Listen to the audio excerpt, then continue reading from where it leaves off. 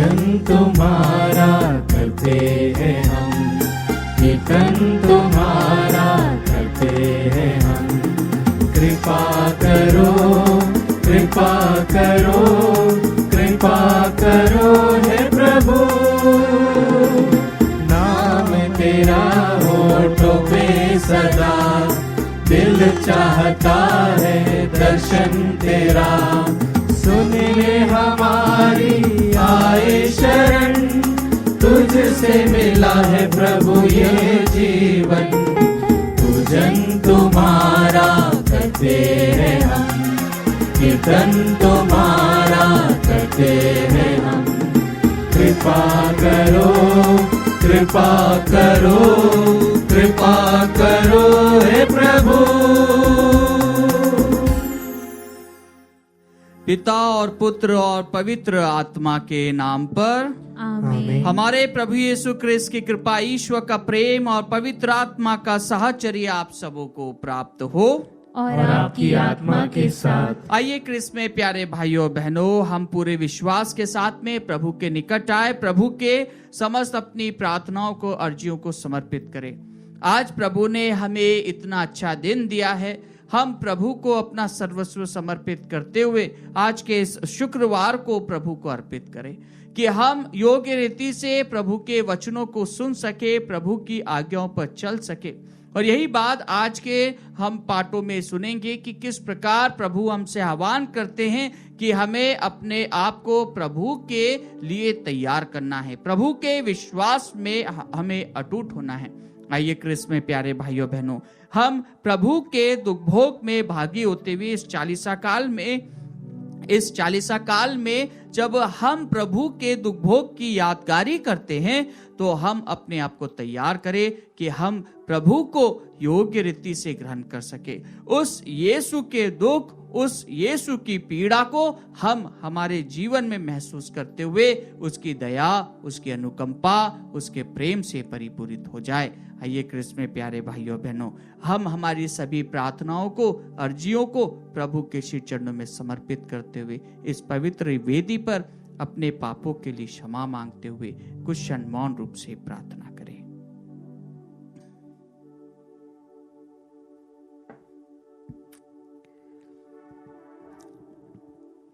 भाइयों और बहनों, हम अपने पापों को स्वीकार करें ताकि हम यह पवित्र बलि चढ़ाने के योग्य बन जाएं।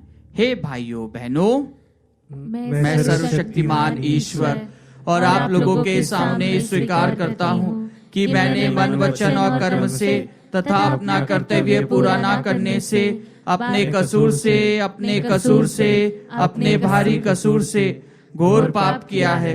इसलिए मैं नित्यकुमारी धन्य मरियम से, सब स्वर्गदूतों, संतों और आप लोगों से, हे भाइयों बहनों, विनती करता हूँ कि आप लोग मेरे लिए प्रभु ईश्वर से प्रार्थना करें। सर्वशक्तिमान ईश्वर हम लोगों पर दया करे और हमारे पाप क्षमा कर हमें अनंत जीवन प्रदान करे।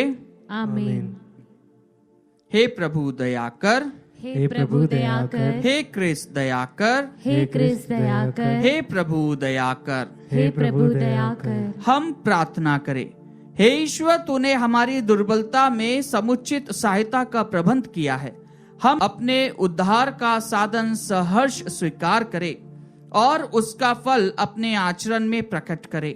यह प्रार्थना स्वीकार कर हमारे प्रभु तेरे पुत्र यीशु क्रिस्त के द्वारा, जो तेरे तथा पवित्र आत्मा के संग एक ईश्वर होकर युगानुयुग जीते और राज्य करते हैं।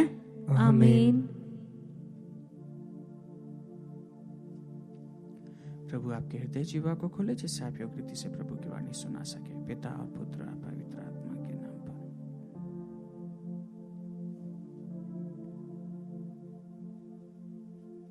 पहला पाठ प्रज्ञा ग्रंथ अध्याय 2 वाक्य संख्याएं 12 से 22। पाठ का मूल सारांश इस प्रकार है। हम उसे घिनौनी मृत्यु का दंड दिलाएं। विधर्मी कुतर्क करते हुए आपस में यह कहते थे, हम धर्मात्मा के लिए फंदा लगाएं, क्योंकि वह हमें परेशान करता और हमारे आचरण का विरोध करता है।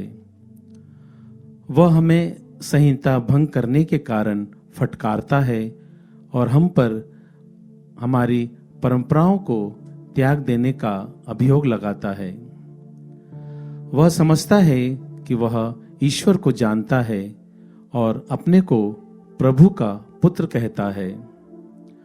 वह हमारे विचारों के लिए जीवित चुनौती है। उसे देखने मात्र से हमें अरुचि होती है। उसका आचरण दूसरों जैसा नहीं और उसके मार्ग भिन्न हैं। वह हमें खोटा और अपवित्र समझकर हमारे संपर्क से दूर रहता है। वह धर्मियों की अंतगति को सौभाग्यशाली बताता और शेखी मारता है कि ईश्वर उसका पिता है। हम यह देखें कि उसका दावा कहाँ तक सच है। हम यह पता लगाएं कि अंत में उसका क्या होगा। यदि वह धर्मात्मा ईश्वर का पुत्र है तो ईश्वर उसकी सहायता करेगा और उसे उसके विरोधियों के हाथ से छुड़ाएगा। हम अपमान और अत्याचार से उसकी परीक्षा लें, जिससे हम उसकी विनम्रता जान जाएं और उसका धैर्य परख सकें। हम उसे घिनौनी मृत्यु का दंड दिलाएं, क्योंकि उसका दावा है कि वह सुरक्षित ही रहेगा। वे ऐसा सोचते थे, किंतु यह उनकी भूल थी। उनकी दृष्टता ने उन्हें अंधा बना दिया था। वे ईश्वर के रहस्य नहीं जानते थे। वे ना तो धार्मिकता के प्रतिफल में विश्वास करते और ना धर्मात्माओं के पुरस्कार में। प्रभु की वाणी। ईश्वर को धन्यवाद। अनुवाक्य। प्रभु दुखियों से दूर नहीं है। प्रभु दुखियों से दूर नहीं है। प्रभु कुकर्मियों से मुंह फेर लेता और पृथ्वी पर से उसकी स्मृति मिटा देता है। धर्मी प्रभु की दुहाई देते हैं, वह उनकी सुनता और हर प्रकार की विपत्ति में उनकी रक्षा करता है। अनुवाक्य। प्रभु दुखियों से दूर नहीं है। प्रभु दुखियों से दूर नहीं है। जिनका मन टूट गया वह उन्हें संभालता है। धर्मी विपत्तियों से घिरा रहता है, किंतु उन सबों से प्रभु उसे छुड़ाता है। अनुवाक्य। प्रभु दुखियों से दूर नहीं है। प्रभु उसकी हड्डियों की रक्षा करता है, उसकी एक भी हड्डी नहीं रौंदी जाएगी। प्रभु अपने सेवकों की आत्मा को छुड़ाता है। जो प्रभु की शरण में जाता है वह कभी नष्ट नहीं होगा। अनुवाक्य। प्रभु दुखियों से दूर नहीं है। जय घोष। मनुष्य रोटी से ही नहीं जीता है, वह ईश्वर के मुख से निकलने वाले हर एक शब्द से जीता है।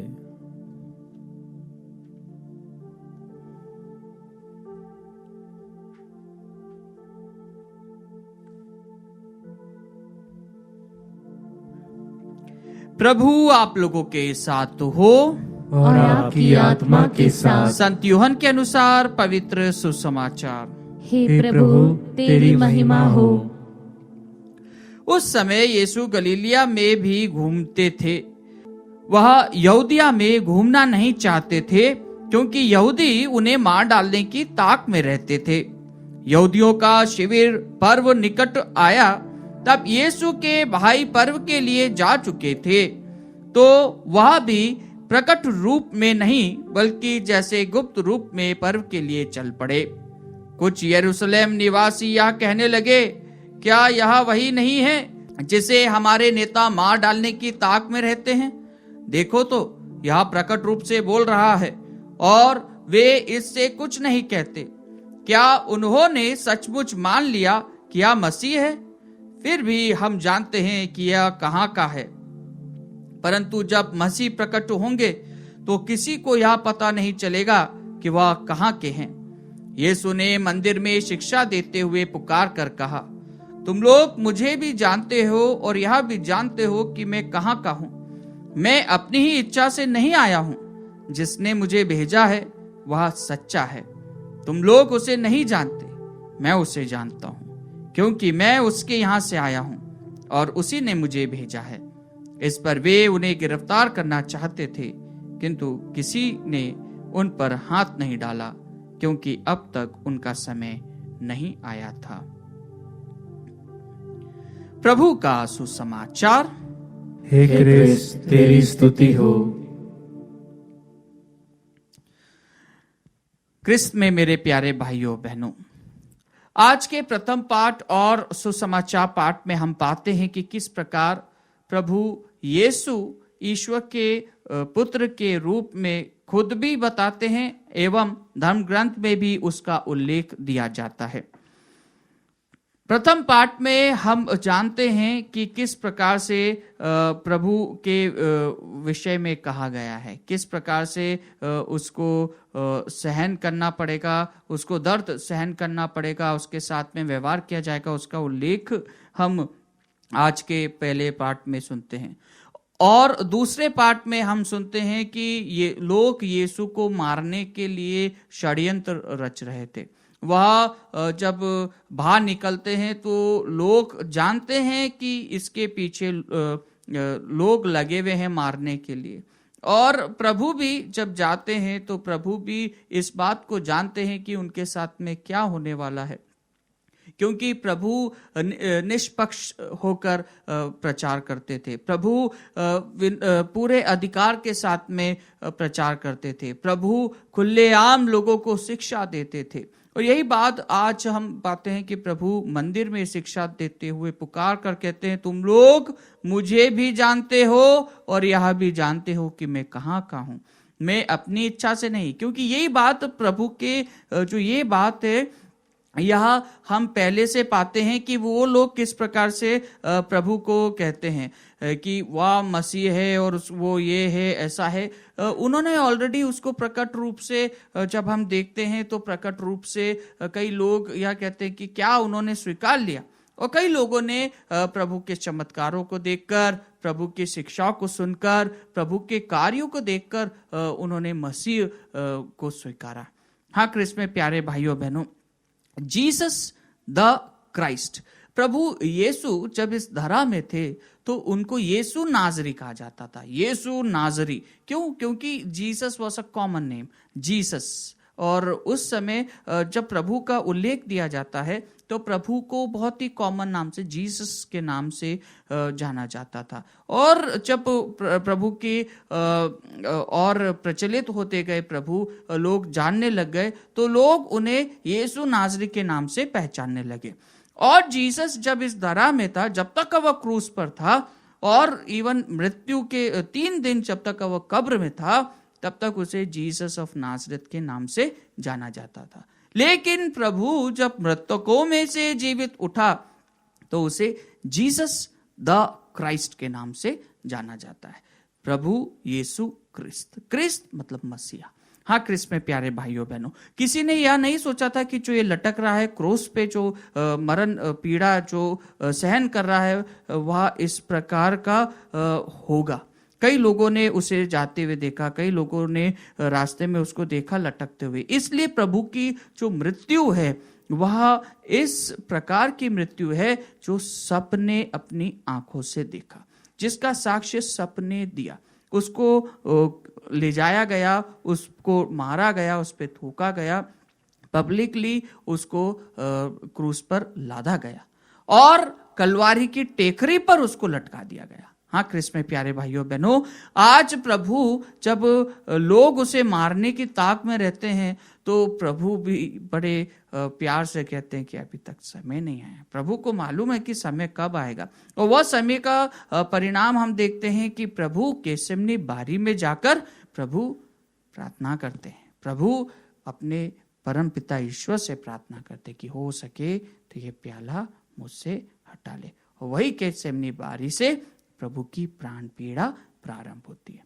हाँ क्रिस्त में प्यारे भाइयों बहनों, कई बार हम हमारे जीवन में भी प्रभु के इन आशीषों को, ईश्वर की अनुकंपा को हम महसूस करने में असक्षम हो जाते हैं। कई बार हम प्रभु के वरदानों को देखते हुए भी नहीं देख पाते। प्रभु हम में कई बार कार्यशील रहता है, लेकिन हम उसे नहीं पहचान पाते हैं। हम हमारे खुद के मनोभावों के द्वारा, खुद के निर्णयों के द्वारा, खुद के डिसीजंस के द्वारा हम प्रभु से दूर चले जाते हैं। लेकिन आज प्रभु हमसे कहता है कि क्या तुम मेरे साथ हो, क्या तुम मेरे साथ हो। और जो लोग प्रभु के साथ में थे वे निरंतर प्रभु के साथ में जुड़े रहे। इवन उसके मृत्यु के क्षण में भी वह उसे देखने के लिए चाहते हैं। और जब पुनर्जीवित प्रभु वापस आता है तो खुशी, आनंद और उल्लास का दिवस उन मनुष्यों के लिए रहता है। आइए क्रिस्त में प्यारे भाइयों बहनों, जब हम प्रभु के प्राण पीड़ा को, प्रभु के इस दुख भोग को याद करते हैं और आज के इस सुंदर दिन में, शुक्रवार के दिन पर जब हम उपवास परहेज करते हैं, तो हम अपने आप को जांचें, हम अपने मन में विश्वास को उत्पन्न होने दें कि प्रभु तू हम में कार्य कर, प्रभु तू हमारे साथ में रहे, क्योंकि तू ही हमें हर खतरों से, हर बुराइयों से, हर विपत्तियों से बचाता है। आइए क्रिस्त में प्यारे भाइयों बहनों, हम प्रभु को अपना ईश्वर मानते हुए, प्रभु को अपना सब कुछ मानते हुए कुछ मौन रूप से उससे हमारे विश्वास के लिए प्रार्थना करें।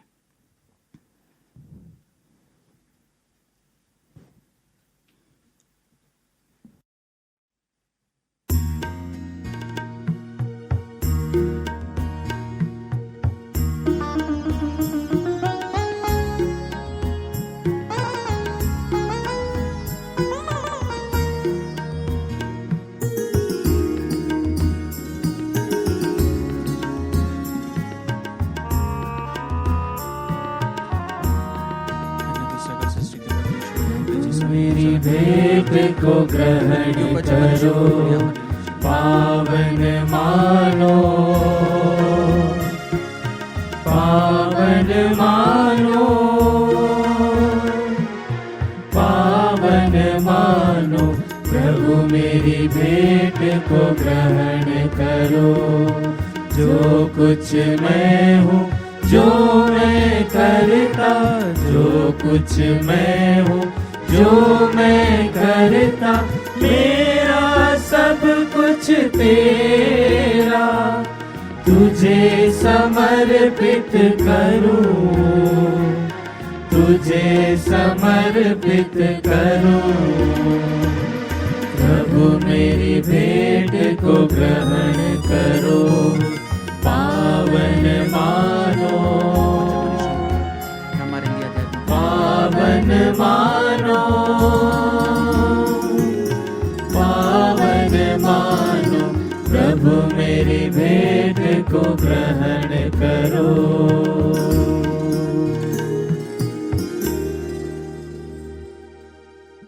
भाइयों और बहनों, प्रार्थना कीजिए कि सर्वशक्तिमान पिता ईश्वर मेरा और आप लोगों का यह बलिदान स्वीकार करे। प्रभु अपने नाम की स्तुति तथा महिमा के लिए और हमारे तथा अपने समस्त पवित्र कलीसिया के लाभ के लिए आपके हाथों से यह बलिदान स्वीकार करते हैं। हम प्रार्थना करें। हे सर्वशक्तिमान ईश्वर, यह बलि अपने शक्तिशाली प्रभाव से हमें विशुद्ध करे, ताकि हम अधिकाधिक पवित्रता के साथ जीवन के स्रोत प्रभु यीशु के निकट पहुंच सके। उन्हीं हमारे प्रभु क्रिस्त के द्वारा, आमीन। प्रभु आप लोगों के साथ हो और आपकी आत्मा के साथ। प्रभु में मन लगाइए। हम प्रभु में मन लगाए हुए हैं। हम अपने प्रभु ईश्वर को धन्यवाद दें। यह उचित और न्याय संगत है। हे प्रभु पवित्र पिता, सर्वशक्तिमान और शाश्वत ईश्वर, यह वास्तव में उचित और न्याय संगत है, हमारा कर्तव्य तथा कल्याण है कि हम सदा और सर्वत्र अपने प्रभु क्रिस्त के द्वारा तुझे धन्यवाद दें। इनके मुक्तिप्रद दुख भोग और प्रतापमय पुनरुत्थान के दिन निकट आ रहे हैं, जिनके द्वारा प्राचीन शत्रु के अहंकार का दमन किया जाता और क्रिस्त में हमारे उद्धार का कार्य संपन्न होता है। इन्हीं के द्वारा स्वर्गदूतों की सेना तेरे प्रताप की आराधना करती और तेरे सम्मुख सदा सर्वदा हर्ष मनाती है। उन्हीं के स्वर में स्वर मिलाकर हम भी उल्लास पूर्वक तेरा स्तुतिगान करते हैं।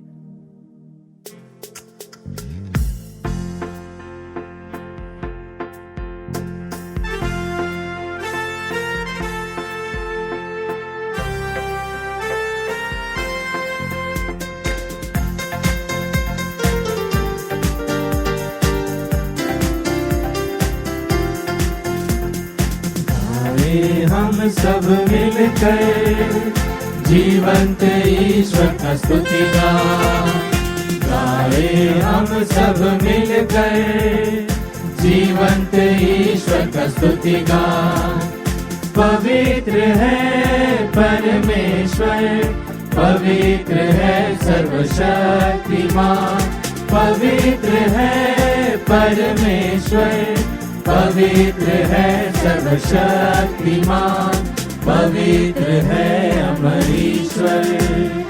जय हो तेरी जय हो, जय हो तेरी जय हो, जय हो तेरी जय हो।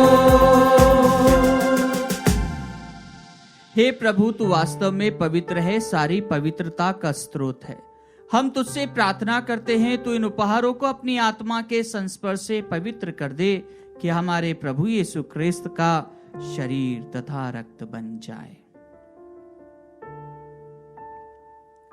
जब वे स्वेच्छा से मृत्यु के लिए सौंपे गए, उन्होंने रोटी ली, तुझे धन्यवाद दिया और रोटी तोड़कर उसे अपने शिष्यों को देते हुए कहा, तुम सब इसे लो और इसमें से खाओ, क्योंकि यह मेरा शरीर है जो तुम्हारे लिए बलि चढ़ाया जाएगा। हे मेरे प्रभु, हे मेरे ईश्वर।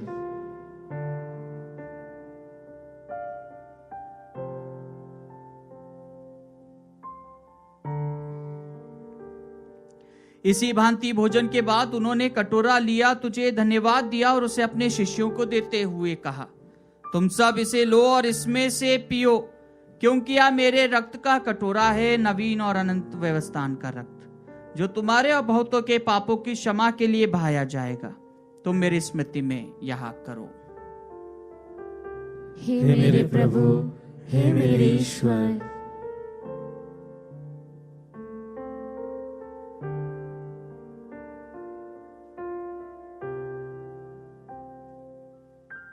विश्वास का रहस्य। हे प्रभु, हम तेरी मृत्यु तथा पुनरुत्थान की घोषणा तेरे पुनरागमन तक करते रहेंगे। इसलिए हे प्रभु, हम क्रिस्त की मृत्यु और पुनरुत्थान की स्मृति में तुझे जीवन की रोटी और मुक्ति का कटोरा चढ़ाते हैं। हम तुझे धन्यवाद देते हैं कि तूने हमें अपने सम्मुख उपस्थित होने और अपनी सेवा करने का सौभाग्य प्रदान किया है। हमारा नम्र निवेदन है कि हम सब क्रिस्त का शरीर और रक्त ग्रहण करके पवित्र आत्मा के द्वारा एकता के सूत्र में बंधे रहे। हे प्रभु, हमारे संत पिता फ्रांसिस, हमारे धर्माध्यक्ष चाको और सभी याजकों के साथ विश्व भर में फैली अपनी कलीसिया की सुधि ले तथा इसे प्रेम में सिद्ध बना दे। हमारे उन भाई बहनों की भी सुधि ले जो पुनरुत्थान की आशा में परलोक से जा चुके हैं। हम हमारे मृतक भाई बहन माता पिता का नाम लें।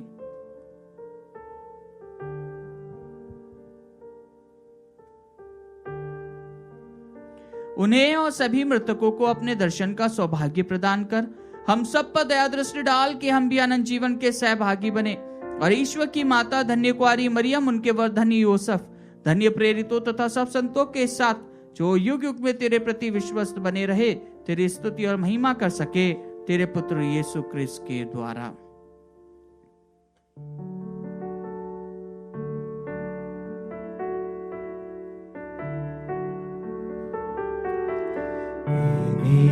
प्रभु क्रिस्त के द्वारा,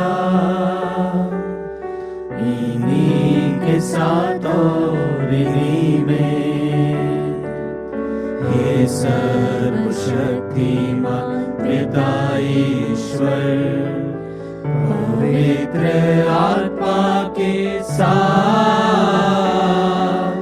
सारा गौरव तथा सम्मान युगान युग तेरा ही है।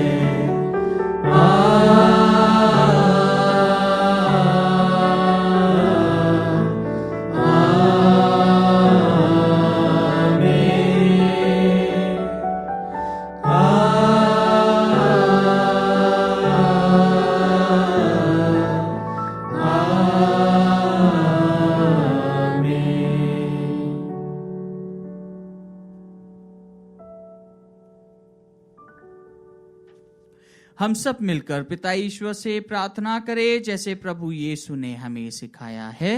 हे हमारे पिता जो स्वर्ग में है, तेरा नाम पवित्र माना जाए, तेरा राज्य आए, तेरी इच्छा जैसे स्वर्ग में है वैसे इस पृथ्वी पर भी पूरी हो।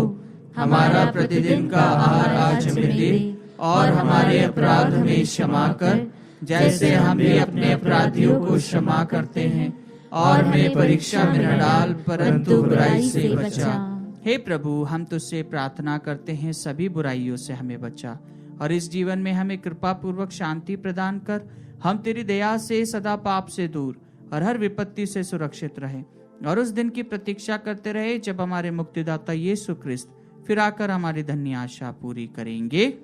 क्योंकि तेरा राज्य, तेरा सामर्थ्य और तेरी महिमा अनंत काल तक बनी रहती है। हे प्रभु यीशु ख्रिस्त, तूने अपने प्रेरितों से कहा है, मैं तुम्हारे लिए शांति छोड़ आता हूँ, अपनी शांति तुम्हें प्रदान करता हूँ। तू हमारे पापों पर नहीं, अपनी कलीसिया के विश्वास पर दृष्टि डाल और कृपा पूर्वक उसे शांति तथा एकता प्रदान कर। तू युगानुयुग जीता और राज्य करता है। आमीन। प्रभु की शांति सदा आप लोगों के साथ हो और आपकी आत्मा के साथ। परस्पर शांति अभिवादन कीजिए। हे ईश्वर के मेमने, जो संसार के पाप हर लेता है, हम पर दया कर। हे ईश्वर के मेमने, तू संसार के पाप हर लेता है, हम पर दया कर। हे ईश्वर के मेमने, तू संसार के पाप हर लेता है, हमें शांति प्रदान कर। देखिए ईश्वर का मेमना, इन्हें देखिए जो संसार के पाप हर लेते हैं। धन्य है वे जो इस भोज में बुलाए गए हैं। हे प्रभु, मैं इस योग्य नहीं हूँ कि तू मेरे यहाँ आए, किंतु एक ही शब्द कह दे और मेरी आत्मा चंगी हो जाएगी।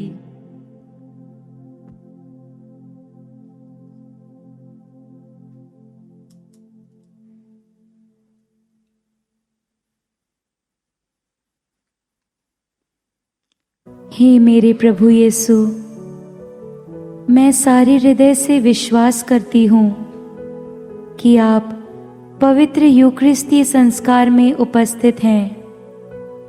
हे प्रभु, मैं सभी चीज़ों से बढ़कर आपको प्रेम करती हूँ, और मेरी यही अभिलाषा है कि आप मेरी आत्मा में आकर बस जाएं, क्योंकि हे प्रभु, मैं आपको आज ग्रहण करने में असमर्थ हूँ। हे प्रभु, आध्यात्मिक रूप से आकर मेरे हृदय में समा जाइए। हे यीशु, मैं आज आप में एक होना चाहती हूँ और आप में समा जाना चाहती हूँ। हे प्रभु, यह कभी ना होने पाए कि मैं आपसे कभी अलग हो जाऊं। आमीन। क्रिस्त के रक्त द्वारा हमें मुक्ति अर्थात पापों की क्षमा मिलती है। यह उनकी अपार कृपा का परिणाम है। हम प्रार्थना करें। हे प्रभु, अपने भक्तों पर दया दृष्टि डाल और अपनी दिव्य सहायता से उनकी रक्षा कर। हमारे प्रभु क्रिस्त के द्वारा। आमीन। प्रभु आप लोगों के साथ हो और आपकी आत्मा के साथ। सर्वशक्तिमान ईश्वर पिता और पुत्र और पवित्र आत्मा आप लोगों को आशीर्वाद प्रदान करे। आमीन। आप लोग विदा ले। मिस्सा संपन्न हुआ। ईश्वर को धन्यवाद।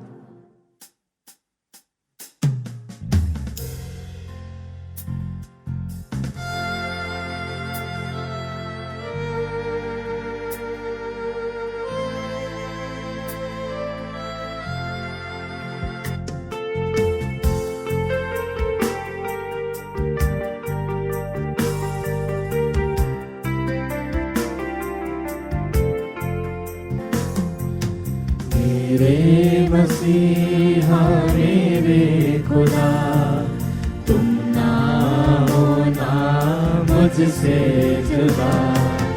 मेरे मसीहा मेरे खुदा, तुम ना होना मुझसे जुदा। माफ करना